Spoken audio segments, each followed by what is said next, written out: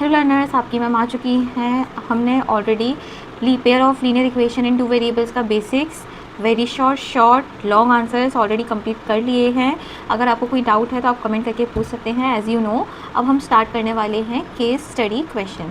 So see this question, a part of monthly hostel charges in a college is fixed. जो hostel के charges हैं monthly वो fix है, चाहे आप उसमें एक दिन के लिए रहो, चाहे आप 10 दिन के लिए रहो, आपको पूरा मंथ का जो चार्ज है वो पे करना होगा। That is called fixed monthly hostel charge is fixed and the remaining depends upon the number of days one has taken food in the mess. But mess का क्या है, आप जितने दिन फूड लोगे उसी का चार्ज आपको क्या करना होगा, पे करना पड़ेगा। तो एक स्टूडेंट है, when a student Anu takes food for 25 days, मतलब वो हॉस्टल में तो रह ही रही होगी, तो उसने एक्स रुपीज़ तो पे किए होंगे, because the monthly hostel charges is fixed for every one, that is x rupees. ठीक है, अब उसने खाना कितने दिन के लिए लिया, 30 दिन के लिए नहीं लिया, कितने दिन के लिए, 25 दिन के लिए लिया। तो मैं मान लेती हूँ हर एक दिन का मील का कॉस्ट है वाई रुपीज़। तो उसने कितने दिन मैस में खाना खाया, 25 डेज। तो उसने मैस में कितना पे किया होगा, 25 वाई पे किया होगा। येस और नो? यस।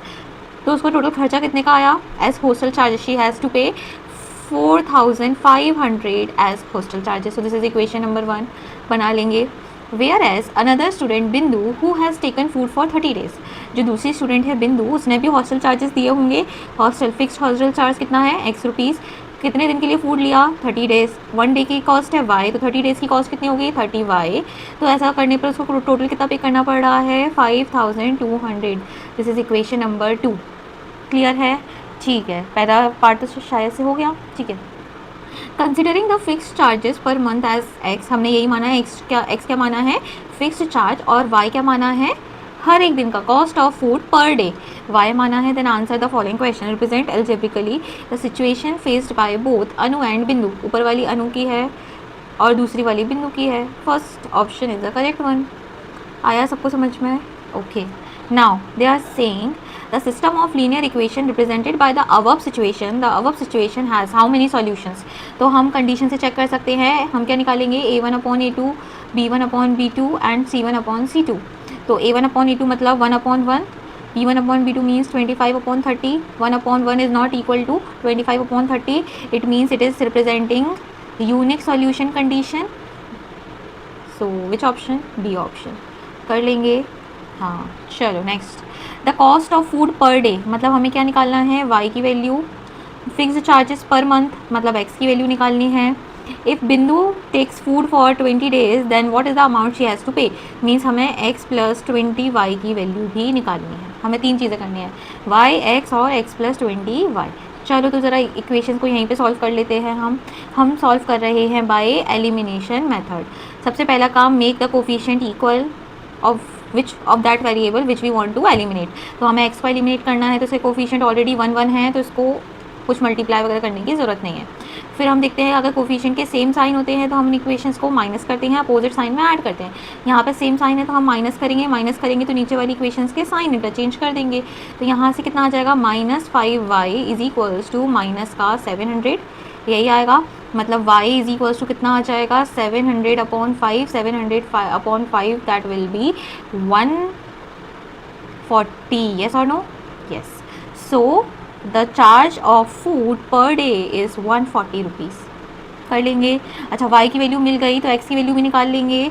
हम इक्वेशन नंबर फर्स्ट में पुट कर लेते हैं या सेकंड में पुट कर लेते हैं। तो x plus 30y equals to 5200, ये हमें दिया है। y की वैल्यू रखते हैं 30 इंटू 140 इज इक्वल्स टू 5200। तो x इज इक्वल्स टू कितना आ जाएगा, 5200 माइनस 00, 14 3 ज़ा यस कितना, 54 कि 42, अरे बाप रे 42।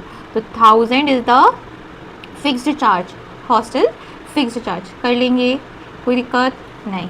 तो कौन सा ऑप्शन, इसका भी सी ऑप्शन। अब x और y आ गया है तो हमें x प्लस 20y निकालना है, तो बड़ी बात नहीं है। x की वैल्यू 1000, y की वैल्यू 140, इन दोनों को सॉल्व करेंगे। 1000 plus 2800 it will be 3800, mean she has to pay 3800 rupees as a hostel charges plus food कर लेंगे। चलो नेक्स्ट देखते हैं। From Bengaluru bus stand, if Ridhima buys 2 tickets to Malleshwaram and 3 tickets to Yeshwantpur, then total cost is 46 rupee. ठीक है, 2 लोग हैं जिनने बस टिकट खरीदे। ठीक है, कहाँ कहाँ जाने के लिए? मलेश्वरम एंड यशवंतपुर। ठीक है, तो रिद्धिमा ने कितने बाई टिकट किए मलेश्वरम जाने के? 2 टिकट्स। हमें नहीं पता कि मलेश्वरम जाने का कितना खर्चा है अगर हम एक टिकट लेते हैं। तो लेट द कॉस्ट ऑफ, ये अच्छा ये नीचे लिखा है, consider the fares from Bengaluru to Malleshwaram as X and to Yeshwantpur as Y. तो ये ऑलरेडी दिया है, तो इक्वेशन क्या बन जाएगी? कितने टिकट ले रहे हैं मलेश्वरम जाने के लिए? एक्स, वो 2 टिकट्स, तो 2 इंटू एक्स, एक टिकट की कॉस्ट एक्स है तो 2 टिकट की कॉस्ट कितनी होगी? 2x। साथ ही साथ वो क्या करें, 3 टिकट यशवंतपुर जाने के लिए भी ले रही है, तो मतलब 3 इंटू वाई हो जाएगा, क्योंकि अगर एक टिकट की कॉस्ट y रुपीज़ है तो 3 टिकट की कॉस्ट कितनी होगी? 3y। ऐसा करने पर टोटल उसने कितना पे किया? 46। But she buys 3 ticket to Malleshwaram, अब वो 3 टिकट्स मलेश्वरम के लिए खरीद रही है और 5 tickets to Yeshwantpur, then hits total amount is 74 rupees. तो हमें क्या बोला था? First situation can be represented algebraically, तो फर्स्ट वही 2x plus 3y is equal to 46। D option is the correct one. कर लेंगे, बहुत आसान है। चलो नेक्स्ट वाला देखना क्या था? 5x plus 3y is equal to 74, है ना? नहीं 3x plus 5y equals to 74। देखना 3x plus 5y is equals to 74। Clear है? आगे चलें। चलो देखो, fare from Bengaluru to Malleshwaram. अच्छा, तो मतलब x निकालना है तो इक्वेशंस को सॉल्व करना पड़ेगा। अच्छा, फर्स्ट इक्वेशन में किसका मल्टीप्लाई करेंगे हम? 3 का। सेकेंड इक्वेशन में किसका मल्टीप्लाई करेंगे? 2 का। तो हमारी 6x plus 9y equals to 138, और अगर हम 2 का मल्टीप्लाई करेंगे यहाँ से तो 6x plus 10y equals to 148। Minus करेंगे तो साइन चेंज हो जाएगा नीचे वाली इक्वेशन का, it will be minus y equal to minus 10।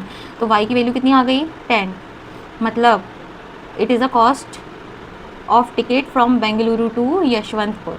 But हमें x निकालना था तो हम x की वैल्यू निकालते हैं 2x प्लस 3, y की वैल्यू 10 रखेंगे और x की वैल्यू कितनी मिल जाएगी हमें? 8। कर लेंगे, बहुत आसान क्वेश्चन है। तो x की वैल्यू 8 है, मतलब मलेश्वरम तक का टिकट कितने रुपए का है? 8 रुपये का, एंड यशवंतपुर का टिकट कितने रुपये का है? 10 रुपये का। कर लेंगे। चलो next, the system of linear equation represented by both situation has, very good, unique solution, क्योंकि x और y की एक वैल्यू आई है। चलो, because it is satisfying the condition a1 over a2 not equal to b1 over b2। कर लेंगे। चलो आगे चलते हैं। Now the last assertion reason question, then we will do more practice. Okay, चलो देखो, the graph of the linear equation this and this gives a pair of intersecting lines। हमसे पूछा है क्या ये assertion सही है, तो हम देख लेते हैं कौन सी कंडीशन सेटिस्फाई हो रही है। यहाँ पे 3/5 आएगा, यहाँ पे 2/-2 आएगा। ये दोनों एक दूसरे के बराबर होते हैं क्या? नहीं होते, मीन्स यूनिक वाले, यूनिक सॉल्यूशन की कंडीशन, यूनिक मतलब इंटरसेक्टिंग लाइंस। तो असर्शन इज करेक्ट। अब हम रीज़न चेक करते हैं। द ग्राफ इज दिस, ये बिल्कुल सही है, रीज़न इज़ करेक्ट, क्योंकि इंटरसेक्टिंग लाइंस की यही कंडीशन होती है। ठीक है, क्या ये इसको एक्सप्लेन कर रहा है? हाँ, ऊपर भी इंटरसेक्टिंग के बारे में बात हो रही है। So assertion is correct, both assertion and reason are true and are is the correct explanation of A, means the correct answer is A. कोई दिक्कत नहीं। If the pair of lines are coincident में क्या? Overlapping, है ना, infinitely many solution, then we can say that pair of lines is consistent. ये बात सही है। It has a unique solution, नहीं भाई, कोइंसिडेंट में तो इनफाइनाइटली मैनी सॉल्यूशन आते हैं, तो असर्शन क्या हो गया? रॉन्ग। चलो रीज़न पे देखते हैं।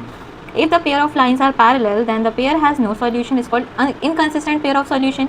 ये स्टेटमेंट बिल्कुल सही है, तो असर्शन रॉन्ग है बट रीज़न करेक्ट है, तो which option? D option. So इस टाइप से हम क्वेश्चंस को क्या करते हैं? अटेंड करते हैं। आई होप लर्नर्स आपको पूरा समझ में आया होगा ये चैप्टर। अभी मैं और वीडियोस डालूंगी जिससे आप लोगों की अच्छे से प्रैक्टिस हो जाए। So stay tune for the next part.